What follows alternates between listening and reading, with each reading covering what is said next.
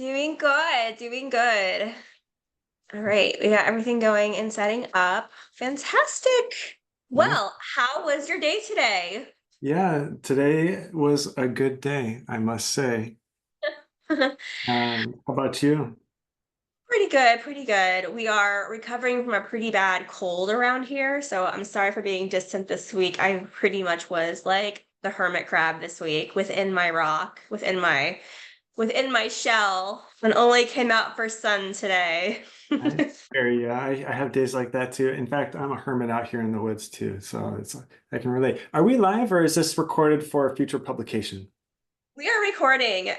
This is for future publication. Absolutely. Yeah. I Okay. don't do the live stream. Okay, cool. Right on. So we Not can, until our workshop, which is coming up soon. I'm so excited for it. That'll be yeah, live. yeah, that will be live. Yeah, totally. So I'm excited for that too. That'll be fun. Exactly. So we are talking, and you guys, this is Bill Hershey, and Bill is on the West Coast. What?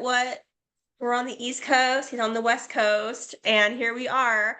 And he is a holistic worker like us, and he does it through the lens of bookkeeping and strategic planning, marketing, financial consulting.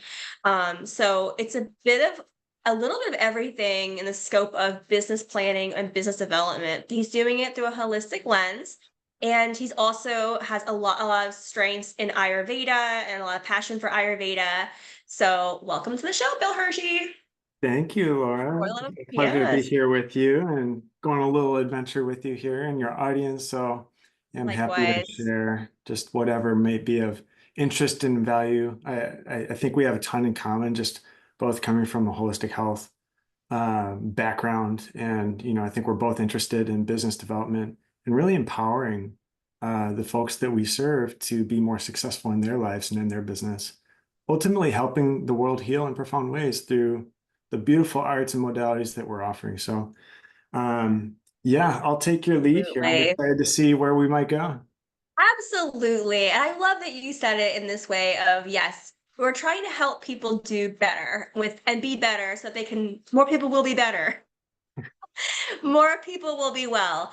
And that kind of feeds into what I want to kind of focus the conversation on tonight, because recently on Instagram, you talked a little bit about that, how, your reasoning for getting up and our vision and our mission thread through our businesses. And so I definitely want to hear your thought about that a little bit and and how you see that playing out in businesses today. Do you want to start there actually? Like, how do you feel vision is playing a role in today's business? Yeah, it's so interesting. I just got off a call with one of my business coaches just a couple hours ago, and he's been with me for a couple years, and he's seen the developmental arc of my vision, my business. And I'll just be totally transparent with you. My vision has changed, it's evolved, it's clarified, and definitely my vision is not what I set out to do when I first started. But it's interesting how we watch, it's like our businesses are like little babies that develop and they almost like have like a little bit of a life and personality of their own is what I've come to find. So in the process of growing a business, raising raising a business like a baby, um, I think developing a vision and clarifying a vision is a step that a lot of folks I hate to say it, but I don't think a lot of folks take enough time to do this work. Yeah. And, especially if someone can offer a service where they can get busy and, be offering services and get paid doing that, it's really easy to get comfortable there. And Mhm. it's really easy, especially if you get popular, it's Yeah. easy to not have an understanding of capacity, not have an understanding of where we really Mhm. want our business to go, what we want our life to look like, to Mhm. end up in a cycle of um, overwhelm and burnout. And so, Yeah. really being Yeah. very And intentional about what it is we want to create. yeah, I just had to look up the quote because you just posted on Instagram on your account yesterday. It's the money is what keeps us up at night. It's what we know we have to go to bed knowing about our business. But when we wake up, it's our purpose that gets us up out of our bed. I love that so much because it is true. It's yes, the business and the money is such a heavy feeling usually, and it's what the business really needs in order to grow. We need the finances, we need the resources, but that energy as well, the energy resources, the alignment and the spirit and the purpose. And you do throw out some good statistics on your website too. It's something like 4,000%, more of a chance of a longer term business if someone has an installed wisdom or installed vision in their business, a purpose aligned business when you are in your assessment results. Because Yeah, I did the assessment and I was a systems person, but also a vision person. gotcha. Okay, gotcha. And I think you're referring maybe to the brand identity. And Yes. this was a big study actually done by a guy named Jim Stengel. This is in the book called Grow for anybody out there who wants to look this up.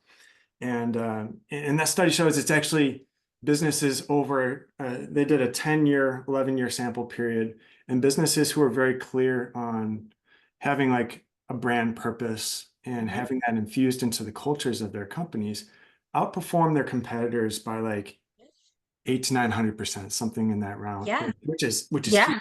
right? Yeah, and over time, the brand should be showing those types of dividends over time. Like a branding effort won't be self-apparent within 6 months. It's going to take a few years for that work to pay off. But once it does, you can cut back on that branding and that marketing as much because you have happy customers who are raving about your product. So Yeah. it's really, really beautiful. And I wanted to tie that in definitely into this conversation tonight. Mhm. So let's talk about that a little bit because service-based practitioners, we really get into, and I work with them too. They really get into that mode of doing a service, but it's like they don't really quite understand how to get started with extracting that kind of work outside of them. What would your first steps be to influence or to give some advice to someone who might need a little bit of work on stretching themselves a little bit in that purpose driven way? Yeah, well, first I'll name, I think a lot of folks who find themselves in the holistic health or integrative health professions, we got into this because we really want to help people. We found some things. A lot of us are wounded healers. We healed ourselves in some way and realized, man, this is profound. I would love to share this with others in my community, right? And I think there is like an innate purpose, also a lot of times a higher calling that pulls folks into the healing arts professions, especially the holistic healing arts professions. So, I don't think that there's a deficiency in our industry of purpose, maybe in other industries. But what I would say is really weaving this tightly into everything that we do and having clarity of what our values are and how that informs that values aren't just marketing tools where we say, hey, this is what I'm about, but they're also Hmm. decision making tools that help Yeah. us make decisions of, okay, how does this hiring decision to choose this person over that person, Hmm. what does that say about the values of my business? Mm. To let a client go because they're not a good fit. Hmm. Values are an indication of that decision. What values Yep. am I upholding by doing that? So, Yeah. I guess that's what I would say about sort of how Hmm. these can be really useful. And Yep. yeah, there's more I could I say on love that. I love that. Yeah, it should be woven into our business and kind of checking in with like ways to reflect as a reflection tool. Is this choice in alignment with my values? And really remembering what those are consistently throughout your business growth. I love that. Checking in with yourself and seeing if they're the same too, right? Yeah, I think on your website you say that you're really well, your business can be your medicine. I love that so much. That's so beautiful. Yes, it can be. Yeah, your medicine is such a, and you're right. There's no deficiency. There's so much value we're doing on a basis, maybe just finding ways to articulate and communicate that so that other people can experience it without having to actually be in the service too, agree in that room. So it's really cool that you said that too. Neat. So let's talk about money. Money, I love it. I love that your class that you're going to be teaching with us and our platform is about money. And there are many ways to talk about money. And I'm actually very curious how you'd like to talk about money because there's so many ways around this. And of course, businesses need money, we need resources. Right? Yeah. Yeah, exactly. It's money. It's not all about money. So it's just like we got into this profession mostly, usually because we wanted to help people. Integrative health professions, that's not like the fastest track to getting rich, right? But the reality is, it's not all about money, but it's sure nice to have when we need it, right? Mhm. And it Yeah, allows for a lot of good things if we are good stewards of money in our lives. It allows for things. So and really, I think we can tie this back to vision, purpose, and values because money is essentially a reflection of value, right? And we look at oftentimes, money is looked at as this sort of numerical, logical, something that's quantifiable thing. But at its core, money is deeply emotional. And so I think it's for this reason. And it's a lot of folks don't see it like that. When I explain it, it makes sense because it gets into what we value, right? And there's an emotion component to that. But a lot of folks that are in the healing arts professions and healthcare professions as well, there's a struggle. I think there's an internal struggle that I see often emerge around how we relate to money. There's almost this aversion of like, oh, like I don't want to earn too much, or, yeah, it might actually kind of hurt this person that I'm charging this person this yeah, amount. And so I see that show up a lot, but getting really clear on, hey, I am charging 150 or 200 or mhm, 250 or $300 an hour right, because this is what this allows for in my life, in my right, business, and these are the values that upholds. And this is the purpose, the right, container that is serving this purpose. That's what this allows for. So yeah. I think getting really clear on the reasons that our business exists and getting really clear on what our business needs from us, also from a financial perspective, is what helps us to carry forward a more integrated relationship with how we handle money in our businesses. Thank you for being so kind about it. I feel like this is I just feel like this is a very gentle and loving way to talk about money. So thank you so much because I think some of us actually do really need that. We need that loving, self-guided talk instead of a more of a harsh reality. So I think it's very calming as well as you talk Mhm. about it. So, and that's very helpful because money can be very anxiety producing. And Yeah. I think that we should unpack here, which I totally agree with, is the alignment piece with your overarching goals and what you're trying to put out. Because ultimately, if it's the money makes sense with the alignment with your marketing and the cost of your products and services match with the alignment with your marketing, you're actually going to have to market a lot less than if you are only doing a lower costing product. Um, you know what I'm saying. This all makes sense to you. Yeah.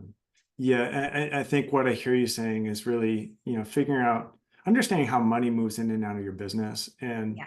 having an understanding of, okay, there's a lot of ways that we can make money, but what's a more efficient way to make money? And finding an efficient way to make money ultimately allows us to have greater impacts because we're not having to pedal as hard on our bicycle in order to get to Yeah. where we're trying to go. Yeah. Yeah, I think when I was first starting business, I was just like, I'm gonna just see what I can do and see, what will land, like Sure. the bees on the multiple pollinating flowers. And Right. the truth is, it was hundreds of different flowers, but then um there's no consistency, there's no repetition, there's no reflection on which flowers serve the best. Right. And so then the bee gets too tired Right. and burns out. The So busy we bee, right? Yes. So instead, having a very strategic focus and plan in place and making sure that the product has the right cost to fit the right customer instead of trying to convince customers to sell into the product that makes sense for the business too. Yeah, yeah. There's a lot to be said here, and granted, there's a certain phase of business where it's essential and necessary to try different things, kind of like the busy bee with many flowers approach, because we kind of sometimes you just have to throw stuff on the wall and see what sticks, right? Yeah. And not just Testing. The testing, exactly. So there's a few things here. There's product market fit, which is, you know, how do we create something that adds value to people's lives that they want and they're able to pay, like you're talking about the price point, that they can meet that price point, right? It solves a problem for them. And it's clear to them. You're able to explain and articulate through your marketing what problem you're solving, and they get it, right? It takes some time sometimes to figure out what that is, especially with Yeah. holistic modalities that sometimes people have never heard of. Like, I come from the Ayurveda world, and there's a greater percentage, most of our country doesn't even know how to pronounce Ayurveda, right? Right. Let alone know that what that even means, right? Yep. Yep. So it's an art to be able to not just find, product market fit, but find ways to communicate that Yep. value. Yeah, Yeah. absolutely. That's actually a really golden nugget right there. I think that could be very useful here because definitely. I think it's a huge communication thing and clarity. So, working with service-based practitioners that I've worked with, getting in and doing like consensual interviews with some of their clients and market research, Yeah. actually just recording them stream of consciousness within their sessions if they want to, and like energetically try to reflect on the before and afters within their services. But yeah, there's something so unique, and there's also so many nuances in that work. So it's absolutely beautiful to find a way to elevate that and to but also it's like, are you elevating it for what purpose? If it's to bring in enough people to sell to a 5K month, yeah, you have a very strategic target there that you're trying to go for. Right. But also it's just amplification, and that's great for everybody. Totally. And there's another piece here that I'd like to touch on, because I think this is really important. There's, in this phase of trying things out, seeing what works, seeing what, people are wanting and needing and liking, there's also a process of finding out for ourselves what we like doing. And I think that's really important because we may think like, oh, this is great. I'm going to, rent a commercial kitchen and make herbal formulas for people, make like, apple cider kind of things or whatever it is, right? And you may realize that, wow, I actually kind of hate this, being in the kitchen all day. I want to be with people. Or maybe you're with people doing all these one-on-one consultations. You're like, actually, I just want to be in my cave most of the time. Actually, this is kind of draining. So I think that's a really important part of the process. What is it that lights you up? What kinds of clients light you up? And so just to kind of, I want to like take the pressure off this. A lot of folks feel pressure like, oh, I got a niche and I got to be really clear about what it is I'm doing right off the bat in my business. Mm, And if you're still yeah. figuring it out and you're in year one, year two, year three, year four, it's okay. You don't have to have it all figured out. But if you can give yourself permission to play and treat it like play and experiment, and you're going to land on something. And I'll just be very honest and vulnerable. I was even talking about this with my coach today. It's taken me 3 years to really get clear energetically and feel very Yeah. aligned with how I'm positioning my Hmm. services and my unique Hmm. skill set and background to the. Yeah. Yeah, the positioning. Absolutely. Yeah, there should always be play. I love there's always going to be testing too, and being honest about it and understanding when it's testing and when it's not. So it's not always testing. It's information and implementation with a plan. Yeah. And in regards to, knowing who you are, you're allowed to pivot whenever you want. Um, and I do think that having targets is good because if you want a target, you are going for it and you're able to say, yes, I'm going for this thing. And I think you said too in a different thing online on your website, go for a really big goal. Oh, it was your email today. Go for a really big goal. Or there was a book that you had recommended about going really big. I like the going really big too, because you're probably not going to make it to the really big target, but you'll probably fall back on a pretty reasonably good one. Yeah, definitely. So that was from the book 10X is Easier Than 2X by Dan Sullivan. And Yeah. he has these wonderful examples. He actually, the first chapter is a work of art. That's the joke I made in the email. And it's literally about Michelangelo's journey as an artist. And what was interesting about Michelangelo was he was nobody. Of course, everybody was nobody at the beginning of their career, right? But he was struggling to get by financially. And he finally got a contract to carve a sculpture. And when you're carving into marble, that piece of marble is very expensive, and you can't there's not a lot of room for error. And he didn't actually have the skill required when he took that contract and that project. And so he had to do a lot of career development, artistic skill development in order to complete the project. And so he developed that capability in the course of Of taking course. this work. He Mhm. didn't have the confidence in the beginning, but he had the You courage attain and he had it. the commitment, which allowed Mhm. for him to then develop the capability that then allowed him to Mhm. get a much larger contract that wasn't even in the range of his ability previously. It was Wow. beyond what he could have conceived, Mhm. and then on to like the Sistine Chapel and these other huge projects. So yeah, I mean, I think it's a useful exercise to, coming back to the visioning, like what Yeah. would be amazing in my life in 10 Yep. years, 15 years. Mhm. And then Yeah. Or yeah. Or what can you start now without knowing what's going to happen next and just kind of work on it, like how do you stay determined on something that you're not quite sure what it's going to look like, the end product, um but you have an idea of where you're going. yeah, And some we and something is so valuable, like you have to focus on it because this is a very important project, right? Because it's exactly. Your marble. 10-year vision may not be super clear. You may just have an idea of generally, it may be a very loose sketch, but Yeah. it can be Yeah. but yeah, in terms of we may not always know like how what we're doing now is going to lead to that. But Yeah. committing to the process, I think, is really part of what we're talking about here.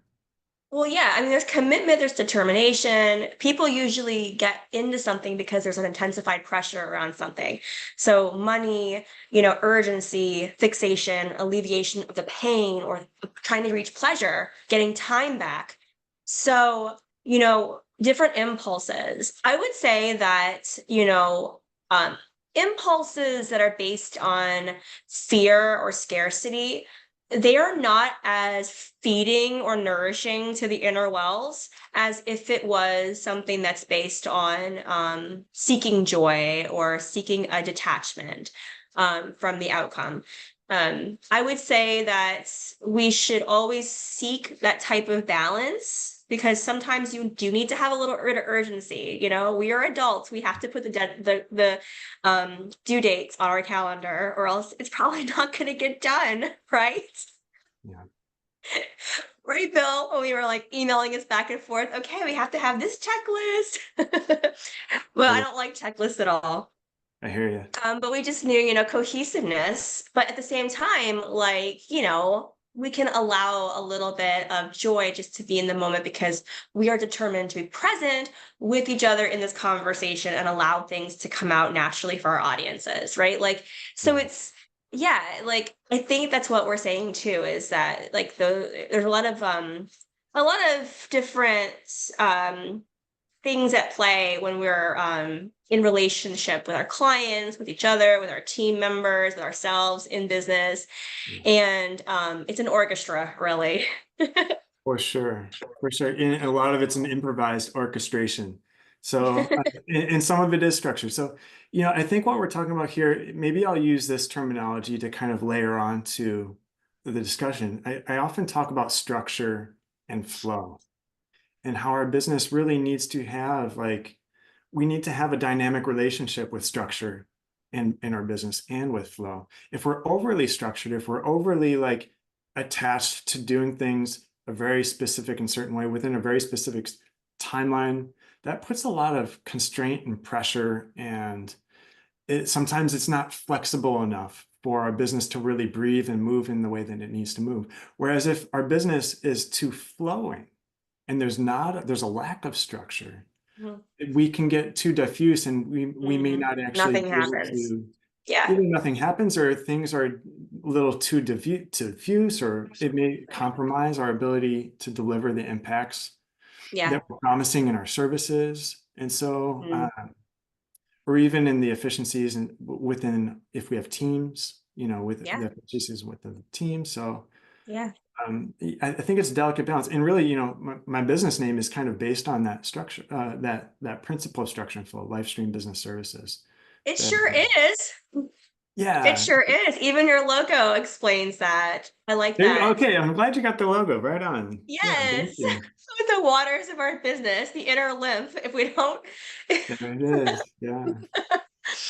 Very important part of the immune system, as I've learned this week with my dry brush. Mm, You have to you have to work it. Otherwise, it's not going to happen.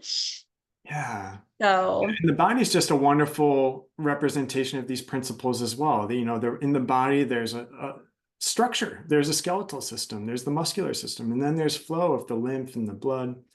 And these asanas that we perform, say in yoga, are utilize different combinations of structure and flow in order to facilitate um, flow and healing energy within the body.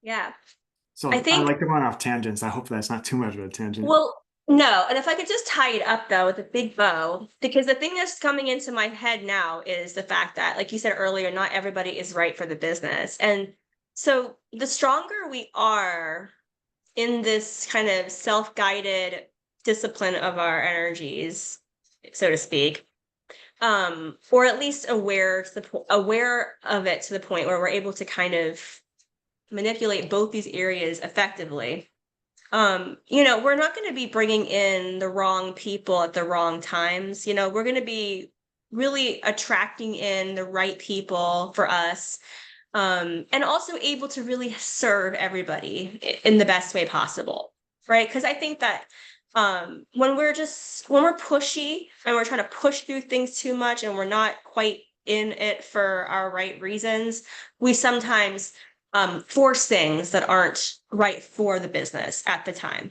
if that makes sense. Yeah, and I think we can start to notice, oh, this feels like I might be forcing this a little bit. I think over experience in the beginning, everything's kind of awkward. It's like you're learning how to walk, you know, when you're learning how to run, you're kind of like maybe like your movements aren't always smooth, right? Whereas as you develop skill and proficiency, you start to notice, oh, like I don't have to try so hard here. Or if I try too hard here, it might actually, I might get an opposite result. I might get a pushback. And so I think that's part of a learning process. And again, I think there's a lot of self-awareness here. Gosh, this quote from Peter Drucker, really well known. He's sort of the pioneer of management consulting. Um, he has these exquisite quotes, and this quote is coming to mind about marketing and sales, where if you're marketing your product or your service well, you don't really have to put a lot of effort into sales. And we're talking about forcing. Sometimes I'm thinking about sales and like Mm, a tendency, like especially if we need to meet a sort of financial mark or goal in order to support ourselves or make the ends meet. Sure, yeah, pressure's going to be on, being able to pay rent or, being able to pay our bills for our business or, issue right. payrolls on the line, right? Yeah, But the we don't, urgency. yeah, but we don't want to be putting that pressure, transferring that pressure onto the people that we serve.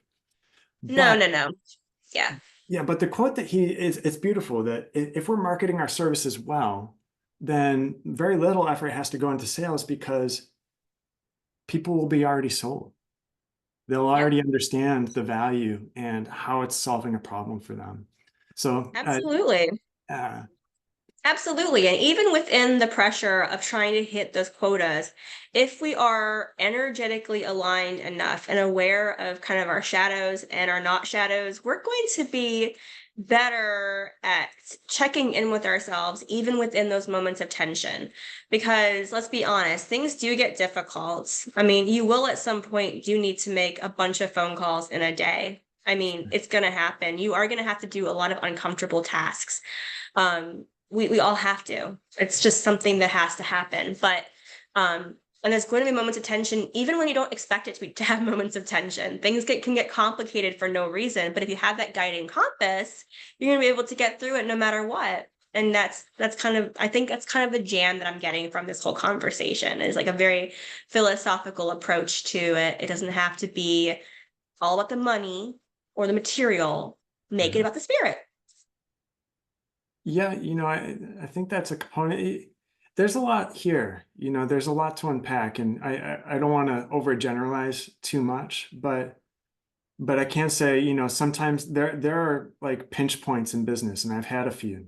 And so, these are little like, it's almost like it helps define us as a person, as an entrepreneur, when we go through something like a financial challenge or a cash flow crunch or something like that.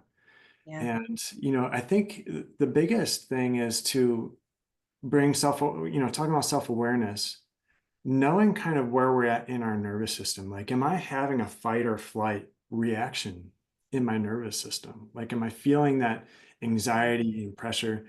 Or in recognizing that is key. And it comes to, once we recognize it, we can then have the choice to self-regulate.